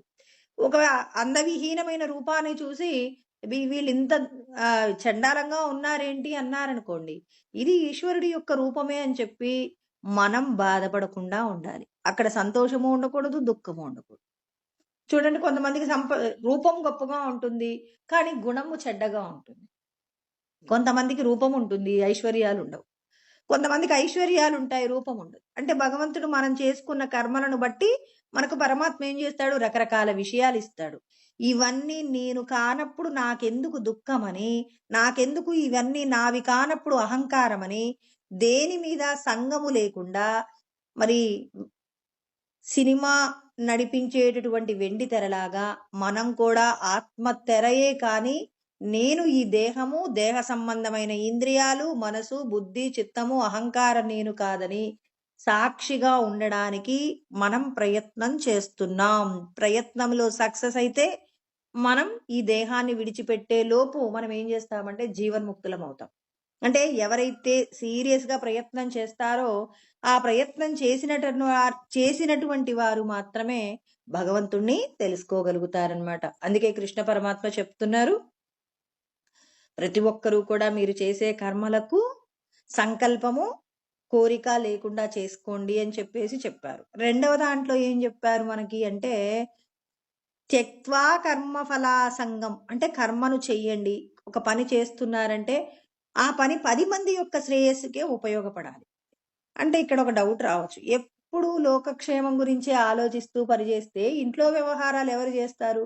కృష్ణ పరమాత్మ ఏమన్నారు? మీరు లోకక్షేమాన్ని చూస్తుంటే మీ ఇంటి వ్యవహారాలు నడిపించడానికి నేను చూసుకుంటానంటాడు. అవునండి. ఖచ్చితంగా. భక్త తుకారాం గారు వాళ్ళ భార్య ఎప్పుడూ కూడా భర్తని కుటుంబం పోషించడానికి మరి భర్తని మనం ఏమంటామంటే ఆయన భార్యని గయ్యాలి అంటారు కానీ, మరి ఇంట్లో ఉన్నటువంటి పిల్లల్ని ఎలా పోషిస్తారు? భర్త సంపాదన తెచ్చి ఇవ్వకపోతే కష్టం గదండీ! పాపం ఆమె తాపత్రయం చేత భర్తకి ఏదో ఒక బంగారం అమ్మి, ఏదో ఒక బట్టల వ్యాపారమని, మిరపకాయల వ్యాపారమని, ఏదో ఒక వ్యాపారాన్ని పెట్టించి వెళ్ళి ఇవి అమ్ముకొని రండి, ఉప్పు అమ్మి రండి అని చెప్పేసి పంపించేది. ఆయన ఎప్పుడూ అందరిలో భగవంతుడిని చూస్తారు గాబట్టి, అక్కడికి వెళ్ళి వాళ్ళందరూ వచ్చి కొద్దిగా స్వామి మాకు కొద్ది కష్టాలున్నాయండి అంటే, వాళ్ళందరికీ ఈయన దగ్గరున్న వస్తువులన్నీ ఇచ్చేసేవాడట. ఇచ్చేసి ఉత్త చేతులతో వెళ్తుంటే మళ్ళీ భక్త తుకారాం గారికి ఇబ్బంది కలుగుతుందని, తుకారాం గారి ఇంటికొచ్చే లోపే మరి ఆయన అసిస్టెంట్‌గా స్వామి వెళ్ళి, ఈయన ఎవరెవరికైతే ఈయన వస్తువులిచ్చారో వాళ్ళందరి దగ్గర నుంచి డబ్బులు వసూలు చేసి, మళ్ళీ భార్యకి తీసుకొచ్చి ఇచ్చేవారట. అంటే భగవంతుడు అంటున్నారు, మీరెప్పుడు లోకక్షేమాన్ని కోరుతూ మీరు పనులు చేయండి. మీ కుటుంబానికి సంబంధించిన ఇబ్బందులు రావు అని చెప్పేసి, మనం ఇలాంటి భక్తిపరులైనటువంటి కథలను మనం తెలుసుకుంటున్నప్పుడు, ఇది నిజమే అని నమ్మి పరోపకార నిమిత్తంగా మీ జీవనం ఉన్నప్పుడు, ఖచ్చితంగా మొదట్లో మాత్రం భగవంతుడు కొంత పరిశీలన చేస్తాడు, పరీక్ష పెడతాడు. పరీక్ష పెట్టిన తదనంతరం నువ్వు పాస్ అయితేనే అప్పుడు నీకేం చేస్తాడు? ఆయన నీ యొక్క పూర్తి బాధ్యతలు తీసుకుంటాడు. ఏదో శాస్త్రంలో చెప్పారు అని చెప్పేసి నటన చేత ప్రయత్నం చేశారనుకోండి, మీరు నటిస్తున్నారా? నిజంగా ఉన్నారా? మనుషులు మనుషుల్ని అర్థం చేసుకోలేరేమో కానీ, లోపటున్నటువంటి ఆయన నిరంతరం సాక్షిగా ఉంటారు కాబట్టి గమనిస్తున్నారు. నిజంగా శాస్త్రంలో చెప్పింది నిజమే అని చెప్పి ఎవరైతే పరోపకార నిమిత్తంగా జీవించే ప్రయత్నం చేస్తారో వాళ్లకు ఉండేటటువంటి కష్టాలు అన్నీ కూడా పోతాయి అంటారు పరమాత్మ. లేకపోతే ఎందుకు చెప్తాడండి? శాస్త్రంలో ఎందుకు చెప్పారు? ఆయన ఏమంటున్నాడు? త్యక్త్వా కర్మఫలాసంగం అంటే మిమ్మల్ని అందరినీ ఏడిపించడం కోసం పరమాత్మ కంకణం కట్టుకొని భగవద్గీతలో ఇన్ని విషయాలు చెప్పారా? నీది కాని వస్తువు మీద ఎందుకయ్యా నువ్వు ఏం చేస్తున్నావు? మమకారాన్ని పెంచుకుంటావు. కర్మ ఫలితాల మీద ఆసక్తి ఉంటే నువ్వు మళ్ళీ పుట్టాలి. ఎందుకు కోరి కష్టాలు తెచ్చుకుంటావు? సుఖంగా ఉండడం కోసం మీకు పరిష్కారం చెప్తున్నాను. ఆ పరిష్కారంతో బ్రతకొచ్చు కదా హాయిగా. ఎందుకు మీరంతట మీరు కర్మఫలాలు కావాలని కోరుకుంటారని పరమాత్మ హెచ్చరిక కూడా చేస్తున్నారు. పరమాత్మ చెప్తున్నారు చూడండి, ఎంత జాగ్రత్తలు చెప్తున్నారు. ఎందుకు ఒక పని చేస్తే ఎప్పుడు స్వార్థంతో ఆలోచిస్తారు? అసూయతో ఎందుకుంటారు? కనపడిన ప్రతిదీ ఎందుకు కావాలంటారు? మీరు పూర్వజన్మల్లో ఇతరులకు ఇంత ఇచ్చింది ఉంటే నేను నీకు ఇస్తాను, ఇవ్వకుండా ఉంటే నేను ఎందుకు ఇస్తాను మీకు? భగవంతుడు ప్రతి ఒక్కరికి కూడా మీ యొక్క స్థితిని మీరు తెలుసుకోండి. మీకెందుకు ఇంత సంపదే ఉంది, ఇంత అందమే ఉంది, ఇన్ని కీర్తి ప్రతిష్టలే ఉన్నాయి, ఎందుకు అవమానాలు ఉన్నాయి? మీరు పూర్వజన్మల్లో చేసిన పాపపు కర్మలు అధికంగా ఉన్నాయి, మీరు కష్టపడుతున్నారు. కొంతమంది సుఖపడుతున్నారు, వాళ్ళు పూర్వజన్మల్లో చేసిన త్యాగాలు ఎక్కువగా ఉన్నాయి. మరి ఆ సుఖపడుతున్న వాళ్ళు వాళ్ళకున్న సుఖాల చేత అహంకరించారనుకోండి, మళ్ళీ సుఖపడ్డ వాళ్ళు ఒక రోజున కష్టపడతారు. భగవంతుడు ఏమంటారు? అహంకారం చేత ఎవరు సుఖపడ్డా నేను ఒప్పుకోను. అహంకారం చేత ఏమంటారు? దుఃఖము చేత కృంగిపోతున్నా నేను ఒప్పుకోను. రెండింటి యందు ఏముంది? మమత్వం ఉంది. మమత్వాన్ని పోగొట్టుకోండి. అందుకే మీరు ఈ దేహం కాదు, ఈ దేహ సంబంధమైన బాధ్యతలు ఏం చేయాలి? కేవలం వీటిని అనుసరించాలే తప్ప వీటిని స్వీకరించి వీటి కోసం అని చెప్పేసి మీరందరూ కార్యాలు చెయ్యాల్సిందే తప్ప వీటి యొక్క ఫలములను గురించి ఏడవకండి. అది మంచైనా చెడైనా రెండింటి యందు కూడా ఎలా ఉండాలి? నిర్వికారః, ఎటువంటి వికారమును పొందకుండా ఉండే ప్రయత్నం చెయ్యండి. అందుకే త్యక్త్వా కర్మఫలాసంగం నిత్యతృప్తో, ఉన్నదానితో సంతోషంగా ఉండండి. దుఃఖములు కూడా శాశ్వతం కాదు అని చెప్పి మీకు కష్టాలు వస్తే ఆ కష్టాలు నేను చేసిన కర్మల నిమిత్తమే అని ఆ కష్టాలను కూడా సంతోషంగా స్వీకరించగలిగినటువంటి మానసిక పరిస్థితిని సంపాదించుకోండి. దుఃఖంలో తృప్తిగా ఉంటామా? మరి ఉండలేము. మరి సంతోషంలో తృప్తిగా ఉంటామా అంటే అప్పుడు కూడా ఉండలేమండి. ఇప్పుడు మనకి అనుకోకుండా ఏదైనా సంపద కలిసొచ్చిందనుకోండి, ఇప్పుడు ఆ సంపద నాకింత కలిసొచ్చిందని చెప్పేసి గుమ్మరంగా బతుకుతూ నలుగురికి మంచి చేసే ప్రయత్నం చేస్తామా? అందరికంటే గొప్పగా ఉండాలనేటటువంటి ఒక అనవసరమైనటువంటి ప్రయత్నం చేసి మనం ఏం చేస్తాం? అహంకరించి వేరొకరిని బాధ పెడతామండి. భగవంతుడంటారు, మీకు నేను ఏదైతే ఇచ్చానో ఇచ్చిన దానితో తృప్తిగా బతకండి. ఆ తృప్తి లేకుండా ఇప్పుడు మనకంటే అధికమైన స్థాయి వాళ్ళని చూస్తే వెంటనే అసూయ కలుగుతుంది. వెంటనే ఒకరిని తిడతాం. భగవంతుడికి దయ లేదు. మాకెప్పుడు ఇలాంటి జీవితం ఇస్తాడో అంటామండి. ఇప్పుడు మనల్ని చూసి ఎవరైనా దుఃఖపడుతూ ఉన్నారనుకోండి, అప్పుడు అంటాం. అసూయ పడుతున్నారనుకోండి, వాళ్ళనేమంటాం? వీళ్ళకెప్పుడు మా మీదనే కళ్ళు, మేము సంతోషంగా జీవిస్తే వీళ్ళు తట్టుకోలేరని. పరమాత్మ అంటారు, మీకు ఏదైతే నేనిచ్చానో ఇచ్చిన దానితో నలుగురిని సంతోషపెడుతూ మీరు కూడా సంతోషంగా ఉండండి. అంతేకాని వేరొకరు నన్ను చూసి ఇలా అంటున్నారనే మాట మర్చిపోండి. మీరు వేరొకరిని చూసి అసూయ పడుతున్నారనుకోండి, అంటే మీరు మీకంటే అధిక స్థాయిలో ఉన్న వారిని చూసి అసూయ పడితే, మీ స్థాయిలో ఉన్నటువంటి వారికంటే తక్కువ స్థాయిలో ఉన్నవారు మిమ్మల్ని చూసి అసూయ పడతారు. అంటే అసూయ అనే గుణం నీ లోపట ఉంది కాబట్టి నీకు కూడా నువ్వు వేరొకరిని చూసి ఏదైతే అంటున్నావో ఇతరులు కూడా నిన్నలాగే ట్రీట్ చేస్తారు. ముందు నీ లోపట మంచి గుణాలున్నాయేమో వెతుక్కో. నీకేదైనా ఒక వస్తువును చూస్తే కావాలనే కోరిక కలుగుతుందేమో చూసుకో. ఆ కోరిక తీరకపోతే నీకు కోపం వస్తుందా? అంటే నీకు జరుగుతున్నాయంటే మిగిలిన వాళ్లకు కూడా జరుగుతాయి. అంటే ఇక్కడ నువ్వు దేనినైతే కోరుకుంటున్నావో ఆ కోరుకున్నది నీకు కలగనప్పుడు కోప్పడుతున్నావో, నీకున్న దానిని నువ్వు మాత్రమే అనుభవించాలనుకుంటున్నావు. అంటే నువ్వు ఇతరులకు ఏమీ పంచట్లేదు. వేరొకరి ఐశ్వర్యాన్ని చూసి నువ్వు మోహపడుతున్నావో, అసూయ పడుతున్నావో, నీకున్న దాన్ని చూసి అహంకార పడుతున్నావు. ఇవన్నీ నీలో తొలగనంత వరకు నీకు ఏ వ్యక్తిని చూసినా ఏం కలుగుతుంది? భయాందోళనలే కలుగుతాయి. ముందు నీ లోపటున్న ఈ 6 విషయాలు తీసేయండి. కోరికలు తీసేయండి. కోరిక లేకపోతే కోపం లేదు. కోపం లేకపోతే నీ దగ్గర ఉన్నది ఎంతో కొంత ఇతరులకు ఇచ్చే ప్రయత్నం చేస్తే లోభం పోతుంది. నీకున్న దానితో తృప్తిగా ఉంటే వేరొక వస్తువుని చూసి మోహపడవు.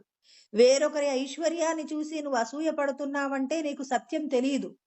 వాళ్ళు పూర్వజన్మలలో ఎన్నో దారధర్మాలు, త్యాగాలు చేసి ఉన్నారు కాబట్టే ఈశ్వరుడు వీళ్ళకింతటి భోగభాగ్యాలను ప్రసాదించారనే సత్యం నువ్వు అర్థం చేసుకొని ఉంటే నీ నిజ జీవితంలో నువ్వు వాళ్ళని చూసి అసూయ పడకుండా ఉంటావు.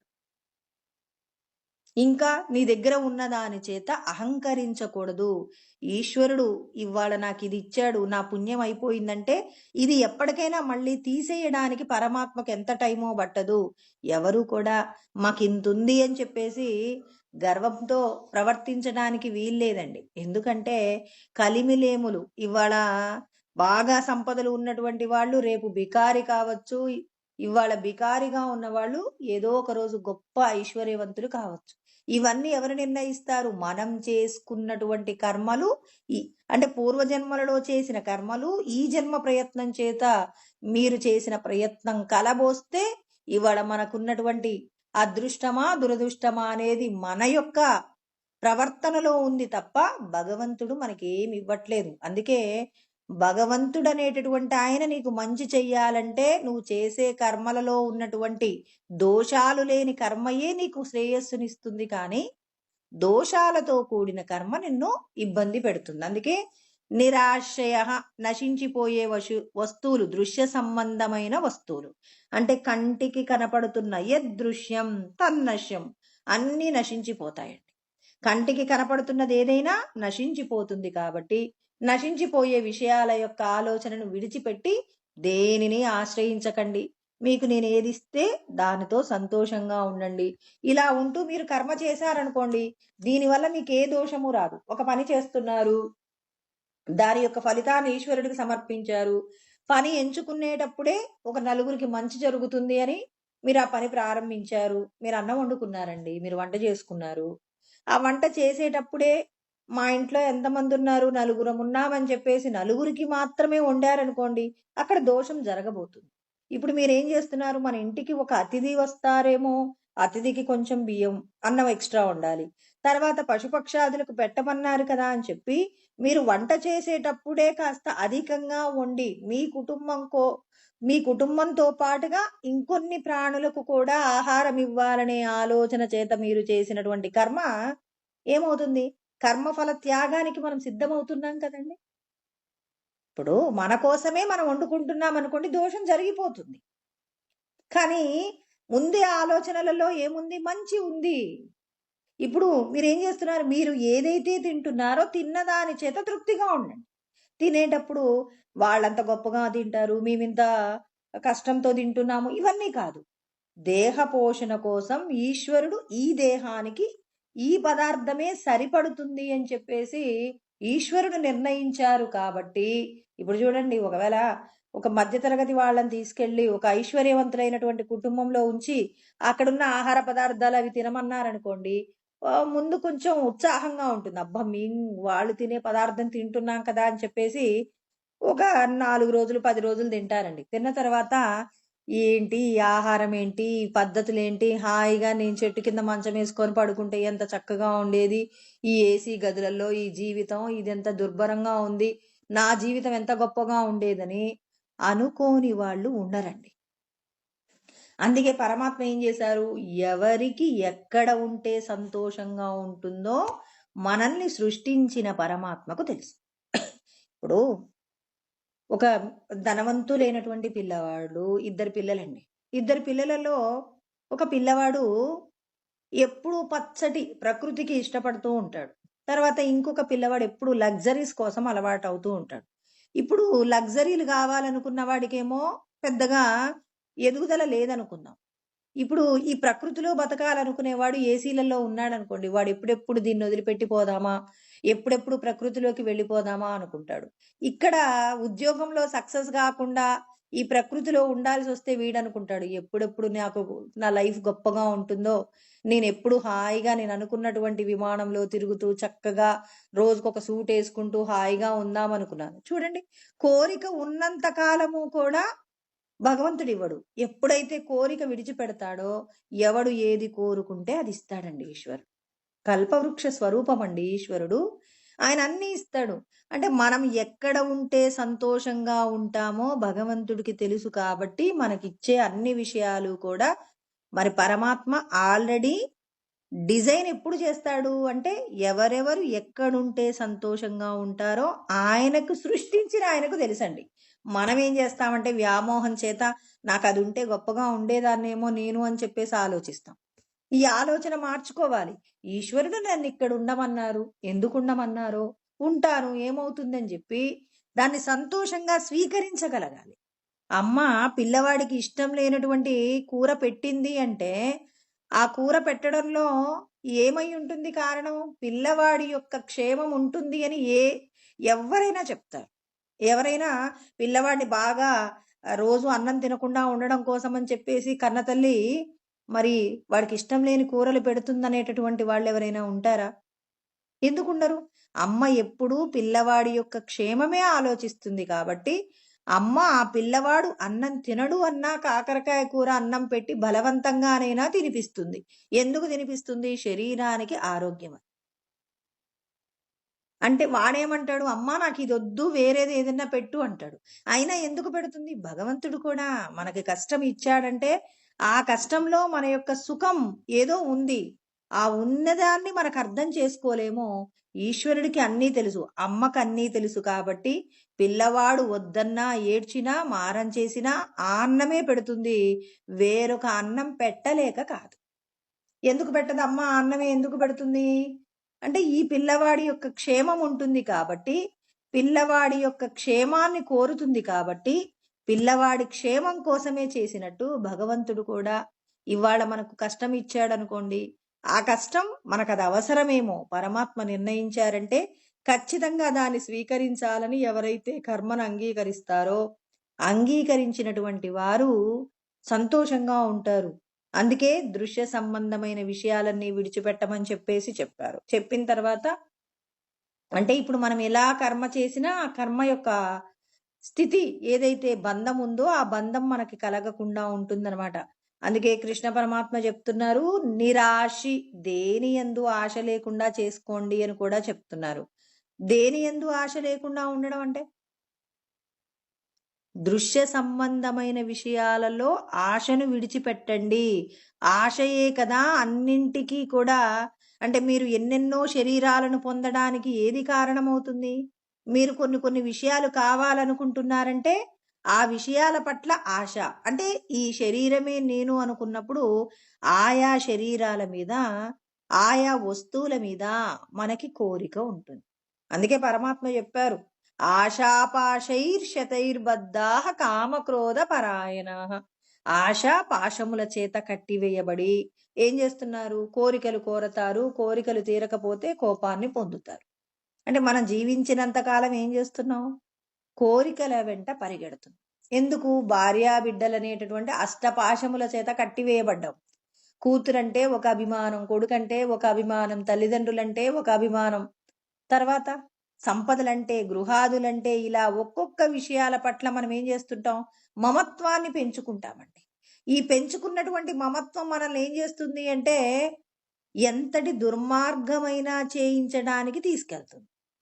ఇప్పుడు ఈ ఆశ అనేదే లేదనుకోండి, భగవంతుడు ఎవరెవరిని నాకు బంధువులుగా చేశారు, ఎవరెవరు నాతో ఎన్ని రోజులు ఉండాలని పరమాత్మ నిర్ణయించారు, మనం పూర్వజన్మలలో ఎవరెవరినైతే కోరుకున్నామో ఆ రుణానుబంధాన్ని తీరేంత వరకు వాళ్ళ చేత ఉండేటట్టుగా భగవంతుడు ఇస్తాడు. అంటే అన్నీ తెలిసినటువంటి ఆయన, ఒక ఆయన మనల్ని నడిపిస్తున్నప్పుడు ఇంకెందుకు బాధ? అందుకే నిరాశి పరమాత్మ చెప్తున్నారు, మీరు ఏదైనా ఒక పని చేస్తే మీకు బంధం కలగకుండా ఉండడానికి మార్గాలు సూచన చేస్తున్నారు. అందుకే ఆశ లేకుండా చేసుకోండి. యత చిత్తాత్మ అంటే నిగ్రహించబడినటువంటి ఇంద్రియాలు.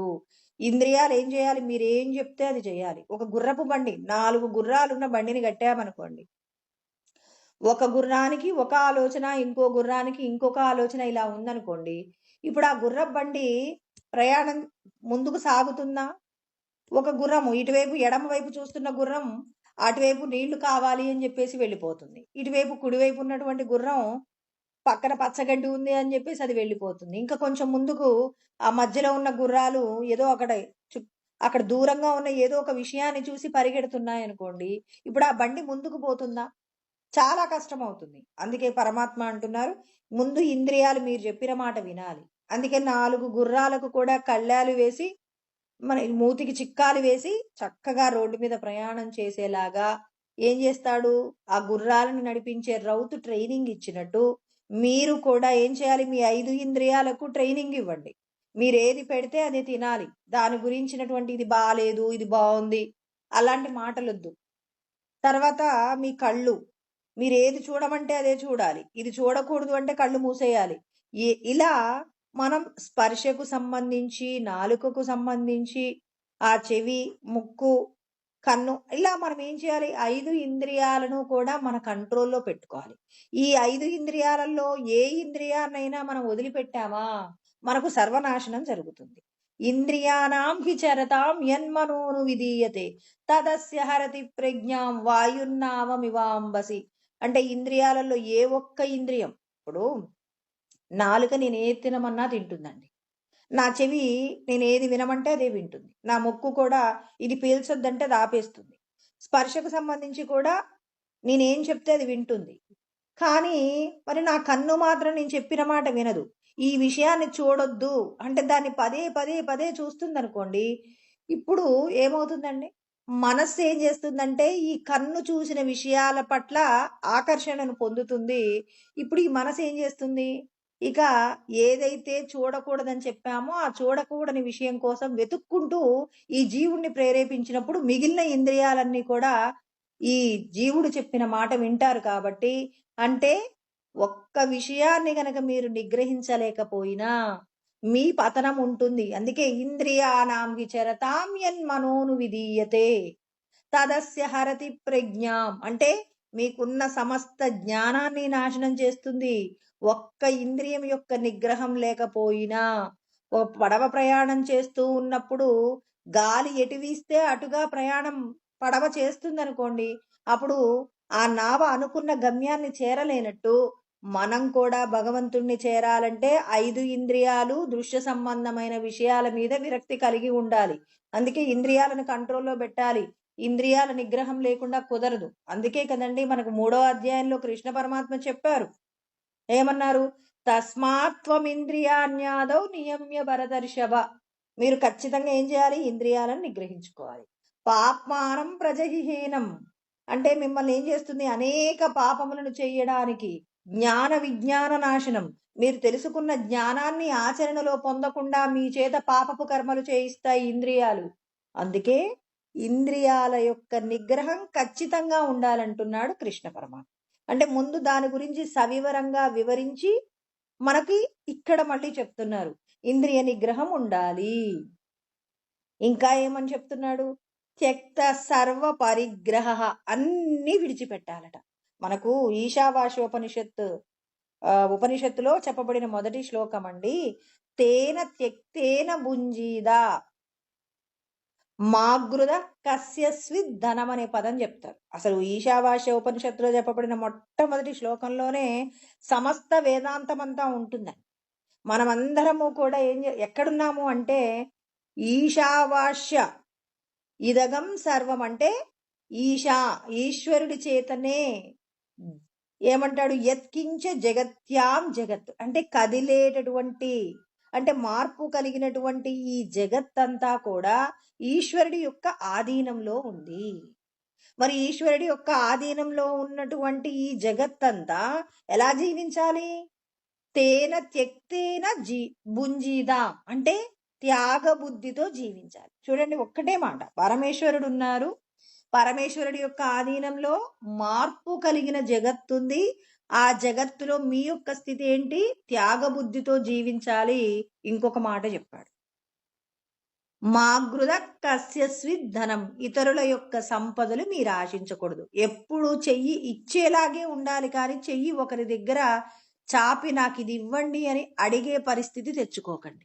ఎప్పుడు మీ చెయ్యి పైన ఉండాలి, కింద ఉండటం అనేది జరగకూడదు. అంటే భగవంతుడికి నచ్చాలి అంటే మనం ఎప్పుడు పెట్టే స్థితిలో ఉండాలి, కానీ తీసుకునే స్థాయిలో ఉన్నామనుకోండి ప్రమాదాలు వస్తాయి. ఎందుకు అంటే మనకి ఎవరైనా ఏదైనా ఇస్తున్నారనుకోండి, ఆ వస్తువుని తీసుకుంటే దాని వలన మనకు పాపము రాకుండా నీవు ఏం చేయగలగాలి? జ్ఞానం అనే అగ్నిలో నువ్వు పొందినటువంటి ఫలాన్ని దగ్ధం చెయ్యగలిగినటువంటి శక్తి నీకుంటే ఇతరుల దగ్గర నువ్వు ఏది తీసుకున్నా ఇబ్బంది లేదు.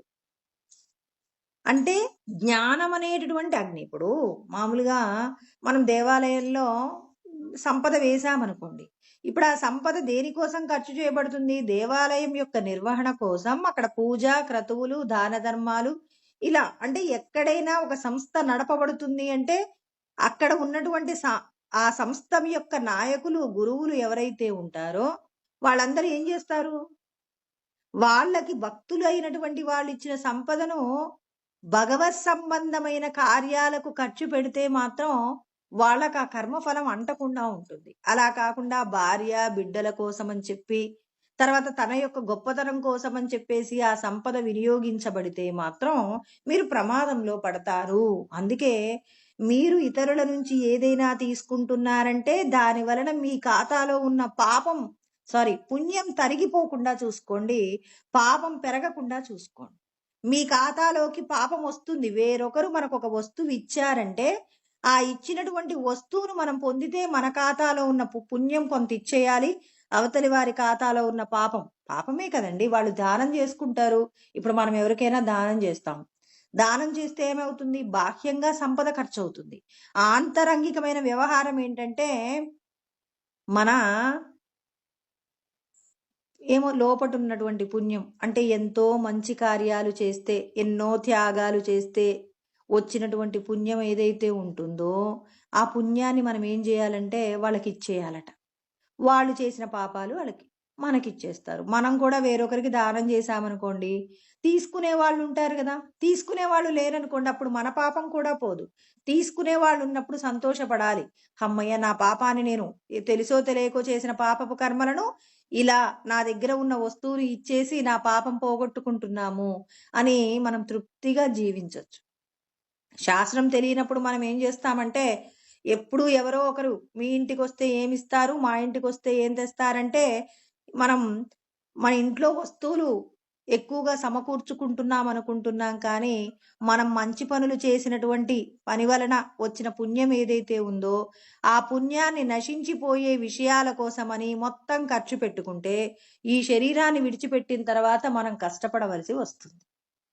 మనం కష్టపడకుండా ఉండాలి అంటే ఇతరులకి మనం ఎలా జీవించాలి? తేన త్యక్తేన భుంజీద. ఎప్పుడు త్యాగబుద్ధితో ఉండండి. ఇతరులకు దానం చేయండి, ధర్మం చేయండి, ఇతరుల యొక్క మంచి కోసం ప్రయత్నం చెయ్యండి.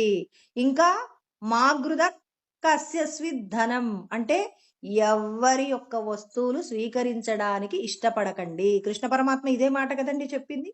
సర్వ ఉపనిషత్తుల యొక్క సారం భగవద్గీత అయినప్పుడు ఆయన ఏం చెప్తున్నాడు?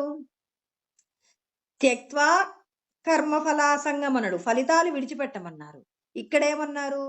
సర్వ పరిగ్రహ, అన్నింటినీ కూడా విడిచిపెట్టమంట. దేనిని వేరొక వస్తువు యొక్క స్వీకరణ మీరు చెయ్యకండి. ఇతరుల దగ్గర నుంచి మీరేదైనా తీసుకుంటున్నారు అంటే దానివల్ల మీరు కొంత నష్టపోతున్నారనే సత్యం తెలుసుకోండి. మీరు ఒక వస్తువును తీసుకుంటున్నప్పుడు చాలా మంది అంటారు, నేను ఈశ్వరార్పణం అని చెప్పి తీసుకుంటానండి అంటారు. ఈశ్వరార్పణం అనగానే ఈశ్వరుడు తీసుకోవాలి కదా, తీసుకుంటాడా? ఇప్పుడు మీకు ఆశ చేత ఎవరో ఏదో దానం చేస్తున్నారండి.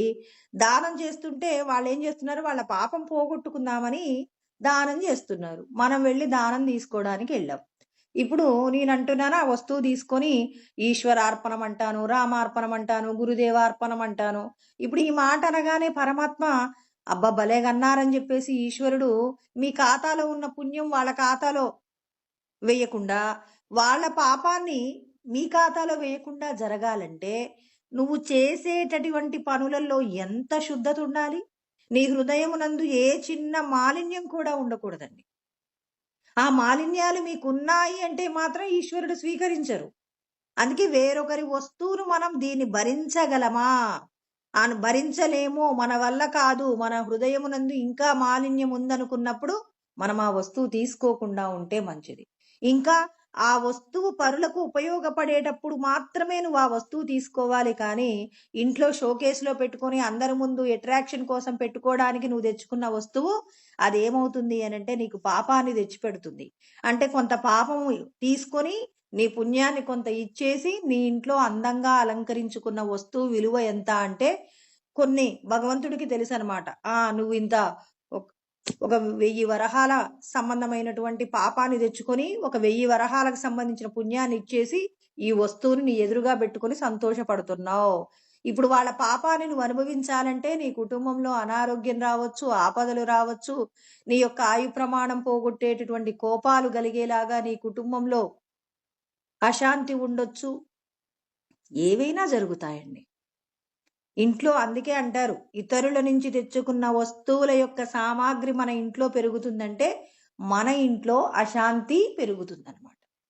మీరు కష్టపడి తెచ్చుకోండి. భగవంతుడు ఏమంటారు? కష్టపడండి, తెచ్చుకోండి, వస్తువులతో అనుభవించండి. అనుభవించడానికే కదా ఈ లోకాన్ని నేను ఇచ్చింది. అనుభవించేటప్పుడు ఎలా ఉండాలి? త్యాగబుద్ధితో మీరు ఆ వస్తువుని తెచ్చుకోండి. త్యాగబుద్ధి అంటే మీరు మాత్రమే కాదు, మీ చుట్టూ ఉన్నవారు కూడా సంతోషంగా ఉండటానికి కావలసిన విధంగా మీ జీవనం ఉండాలి. మీరొక్కరు బాగుంటే సరిపోదు. లోకమంతా నన్ను చూసి అందరూ కూడా మెచ్చుకోవాలి అనుకోకూడదు. నలుగురిలో నువ్వు ఎలా ఉండాలి? మరి ప్రతి ఒక్కరూ కూడా తలలో నాలుకలాగా ఉండాలి అంటారు. అంటే ఏం చేస్తారు ఇక్కడ? ప్రతి ఒక్కరూ కూడా 10 మంది యొక్క క్షేమం, మనం బయటికి వెళ్తున్నామంటే వీళ్ళు నలుగురికి ఉపకారం చేస్తారు అనేటటువంటి ఆ పరిస్థితిని మనం కల్పించాలి. అంటే అందరికీ మంచి చేసేటటువంటి ఏదైతే స్థితి ఉంటుందో ఆ స్థితిని మనం సంపాదించుకోవాలి అంటున్నారు కృష్ణ పరమాత్మ. అందుకే ఇప్పుడు శారీరం కేవలం కర్మ కురువన్నాప్నోతి కెల్బిషం అంటే మీకు పాపం అంటకుండా ఎప్పుడు ఉంటుంది? ఇతరుల నుంచి మీరు ఏ వస్తువు తీసుకోరు, మీకు పాపమే అంటదు ఈ శరీరంతో కర్మ చేసిన తర్వాత. నిరాశి, దేనిని కావాలనుకోవటం లేదు కాబట్టి ఇబ్బంది లేదు. ఇంద్రియాలు నిగ్రహిస్తున్నారు, నాకు అది కావాలి ఇది కావాలని ఇంద్రియాలు కోరవు. ఇప్పుడు మీకు ఏదైతే లభించిందో ఆ లభించిన దాంతో సంతోషంగా ఉంటున్నారు. ఇప్పుడు మీరు ఈ శరీరంతో కర్మ చేస్తే మీకెందుకు కర్మ అంటుకుంటుంది? కర్మ అంటుకోదు, మీకు పాపమే రాదు. పైగా మీరు చేసిన తెలుసో తెలియకో చేసిన పాపపు కర్మలన్నీ పోతాయి. భగవంతుడు పాపం రాకుండా ఉండడానికి చక్కటి విషయాలు చెప్పారు. కానీ ఆచరించడం ఎంత కష్టమండి. అయ్యో మేము వద్దన్నప్పటికీ కూడా వాళ్ళు ఇస్తారంటే తీసుకో పర్వాలేదు. అప్పుడు భగవంతుడికి చెప్పి ఆ తీసుకున్న వస్తువుని ఏం చేయాలి, ఇతరులకు విక్రయించే ప్రయత్నం చేయి. ఇప్పుడు కొన్ని కొన్ని సందర్భాలండి, మా ఇంట్లో మామిడికాయలు కాసాయి తీసుకోండి అన్నాం. ఇప్పుడు తీసుకోను అంటే బాగోదు, ఇచ్చేశారు. ఇచ్చినప్పుడు వాళ్ళు తీసుకున్నారు. ఇప్పుడు నేను మామిడికాయలు ఎవరికో ఇచ్చానండి, వాళ్ళు జ్ఞానం తెలిసిన వాళ్ళు, వద్దండి అంటే మేము బాధపడతామేమో అని చెప్పి తీసుకొని వాళ్ళు ఏం చేస్తారు, ఇంకో నలుగురికి వాళ్ళ దగ్గర ఉన్న వస్తువులు ఆ మామిడి పండ్లను నలుగురికి పంచిపెట్టి, వాళ్ళు పంచిపెట్టడంలో కూడా మళ్ళీ అంటే తీసుకున్న వాళ్ళు జాగ్రత్తగా పంచాలి. మళ్ళీ బంధువులకు పంచుకోవడం అలా కాదు. ఏం చేయాలి, ఆ పంచడాన్ని ఎవరో ఇంటి ముందుకు భిక్షాటన చేసేవాళ్ళు వచ్చారు, వాళ్ళకి ఇచ్చేయాలి. పక్కన ఒక ఆవు ఉంది, ఆవుకు కొంచెం పెట్టేయాలి. అంటే నువ్వేం చేయాలి, తీసుకున్నటువంటి ఫలితం ఏదైతే ఉందో ఆ తీసుకున్న దానికి మనం ఏం చేయాలి, న్యాయం చేయగలగాలి. అప్పుడు నువ్వేం చేయాలి, ఇప్పుడు నువ్వు ఒక ఆవుకు పెట్టారండి, మీకు ఎవరో ఒక 4 పండ్లు ఇచ్చారు, అందులో ఒకటి ఆవుకు పెట్టారు, ఎంత పుణ్యం వస్తుంది మీకు. మీ ఇంటికి ఎదురుగున్న వాళ్ళు ఇచ్చినప్పుడు దానిని మీరు దైవ కార్యాల కోసం ఖర్చు పెట్టి, స్వామి ఈ పండ్లు ఎవరియో వాళ్ళకే ఆ పుణ్యం దక్కేలా చూడండి అని చెప్పి మీరు ఒక మాట భగవంతుడికి చెప్పి ఆ పండ్లన్నింటినీ కూడా నలుగురికి పంచి అందులో ఉన్న ఒక పండు మీరు తిన్నా భగవంతుడు ఏం చేస్తారు, మీరు చేసినటువంటి కార్యంలో అవతలి వాళ్ళు మీకు ఇచ్చిన పండ్లకు మీరిచ్చే పుణ్యం వాళ్ళకి ఎంత ఇస్తున్నారు, అధికమైన ఫలితం. మీరు చేసేటటువంటి ఏదైతే దానం ఉందో అది మిమ్మల్ని రక్షిస్తుంది, ఇంకో నలుగురిని రక్షిస్తుంది. తీసుకోవద్దు అంటే ఇచ్చి పుచ్చుకోవడాలు ఖచ్చితంగా ఉంటాయి, కానీ ఆ పుచ్చుకున్న దానిని విక్రయించటంలో కూడా మెలకువలు రావాలి మనకి. శాస్త్రం ఇందుకే తెలుసుకోవాలి. ఇప్పుడు తీసుకుంటామండి, అన్ని సందర్భాలలో లేదు కూడదు అనడానికి కుదరదు. ఈ లోకంలో ఖచ్చితంగా మనం తీసుకుంటుండాలి, ఇస్తుండాలి. కానీ ఎవరి వస్తువునైనా ఏదైనా తీసుకున్నప్పుడు తీసుకున్నటువంటి వస్తువుకి న్యాయం జరగాలి. ఎవరైతే ఇచ్చారో ఇచ్చినటువంటి వారికి మనము వాళ్ళకి ఎంత ఫలితం ఇవ్వాలి, గొప్ప ఫలితం ఇవ్వాలి. అప్పుడు ఈశ్వరుడు ఏం చేస్తారు, అందులో నువ్వు కొంత భాగాన్ని నువ్వు స్వీకరించినా నీ ఖాతాలో పాపం పడకుండా ఈశ్వరుడు ఏం చేస్తారు, ఆయన తీసుకుంటాడు. ఆ పాపాన్ని ఈశ్వరుడు తీసుకొని ఆయన నిన్నేం చేస్తారు, దేహబంధంలో నుంచి ముక్తులు కావడం కోసం అని చెప్పి మీ ప్రయత్నానికి ఈశ్వరుడు నీకు ఇంకొక అవకాశం ఇస్తారు. ఇంకా గొప్పగా నువ్వు జీవించడానికి ఎన్నో గొప్ప గొప్ప అవకాశాలు ఇస్తారనమాట. అందుకే పరమాత్మ చెప్తున్నారు, తీసుకున్న దాన్ని తీసుకుంటే 10 మంది యొక్క మేలు కోసం వినియోగించండి, అప్పుడు ప్రయోజనం ఉంటుంది. ఏది తీసుకోకుండా కుదరదు సమాజంలో. కాబట్టి తీసుకున్న దాన్ని జ్ఞానమనే అగ్నిలో కాల్చగలిగినంత స్థితి సంపాదించుకోవాలి. తర్వాత మీరు తీసుకున్నది 10 మంది యొక్క శ్రేయస్సుకు ఉపయోగపడేలాగా, ఎవరైతే మీకు ఇచ్చారో ఇచ్చినటువంటి వాళ్ళకి మేలు జరిగేలాగా మనం కర్మ చేస్తున్నప్పుడు ఈశ్వరుడు, మనం తెలుసో తెలియక కొన్ని పాపాలు చేసినా ఆ పాపాలన్నీ ఈశ్వరుడు ఏం చేస్తాడు, తన ఖాతాలో వేసుకుంటాడు. మన ఖాతా ఎప్పుడు ఖాళీగా ఉండి ఎప్పుడు శరీరాన్ని విడిచిపెడదామనుకున్నా అప్పుడు భగవంతుడితో లయం కావడానికి కావలసిన పూర్ణమైన స్థితిని ఈశ్వరుడు ప్రసాదిస్తారు. అంటే తీసుకున్న దానిని విక్రయించటంలో, దేని యందు ఆశ లేకపోవడంలో, ఇంద్రియాలు విషయాలను అనుభవిస్తున్నప్పటికీ ఇంద్రియాల యొక్క నిగ్రహం, అంటే మనం ఏదైనా అనుభవిస్తున్నప్పుడు ఇది మళ్ళీ కావాలనేటటువంటి కోరిక నీ ఇంద్రియాలు అడగకూడదు. ఇప్పుడు నా నాలుక పరమన్నం తింటుందండి, ఆ పరమన్నం తింటున్నప్పుడు మళ్ళీ కావాలని కోరకూడదు.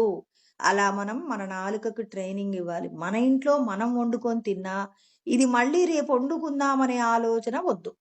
ఎందుకంటే సాయంత్రానికి మనం చనిపోతే ఇప్పుడు మళ్ళీ పాయసం తినాలనేటటువంటి, పరమన్నం తినాలనేటటువంటి కోరికతో మళ్ళీ మనం ఏదో ఒక శరీరాన్ని పొందాలి. కాబట్టి ఈ రోజు మనకి ఇది పెట్టాడు ఈశ్వరుడు, ఈ రోజు పరమన్నం పెట్టాడు, పరమ సంతోషం, తినండి. మనమే వండుకున్నామండి, కానీ ఈశ్వరుడికి పెట్టి మనం తిన్నాం. ఇప్పుడు ఈ తిన్న దాని మీద ఆశ లేకుండా ఉండాలి. ఆశ అంటే ఎవరి వస్తువులో కోరుకోవడం కాదండి. ఇప్పుడు మీరు ఏదైతే అనుభవిస్తున్నారో ఇది నేను మళ్ళీ మళ్ళీ అనుభవించాలనే కోరిక కూడా మిమ్మల్ని ప్రమాదంలోకి నెడుతుంది. అంతే కదా. ఇవాళ నేను ఏదైతే అనుభవిస్తున్నానో అనుభవించే జీవితమే నాకు ఉండాలి అంటే, ఇప్పుడు దుర్యోధనుడు ఏమనుకున్నాడు, నేనెప్పుడూ కూడా ఈ దేహం ఉన్నంత కాలము కూడా ఈ రాజ్యం అంతటికి ఏకచక్రాధిపత్యంగా నేను ఈ రాజ్యాన్ని ఏలాలి అనుకున్నాడు. అంటే పాండవులను అడవులకు పంపించిన తర్వాత కూడా తృప్తి లేదు. అన్ని సంవత్సరాలు వాళ్ళ అజ్ఞాతవాసం, అరణ్యవాసం పూర్తయ్యేంత వరకు మరి పాండవుల యొక్క రాజ్యాన్ని అనుభవిస్తున్నప్పుడు తృప్తి లేదు.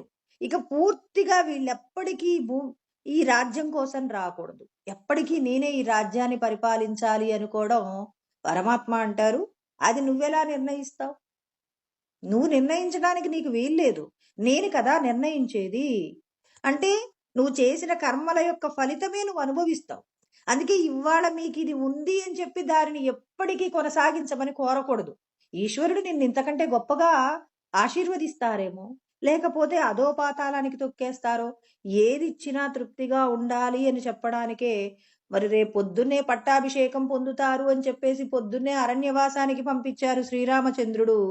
రాజ్యానికి పట్టాభిషేకం పొందుతున్నానని అతను మనసులో మమత్వం పొందలేదు కాబట్టి అడవులకు వెళ్ళమన్నా, మరి తండ్రి గారి యొక్క శాసనం అని చెప్పేసి తండ్రి గారి యొక్క ప్రమాణాన్ని నిలబెట్టే ప్రయత్నంగా తండ్రి మాట కోసం అని చెప్పి అరణ్యాలకు వెళ్తూ కూడా పరమ సంతోషంగా వెళ్ళగలిగాడు. అంటే తను దేని పట్ల కూడా మమత్వం పెంచుకోలేదు. ఇవాళ ఇది ఉంది, ఎప్పటికీ ఇదే ఉండాలి అని చెప్పేసి అనుకోకుండానే జీవించటం రావాలి.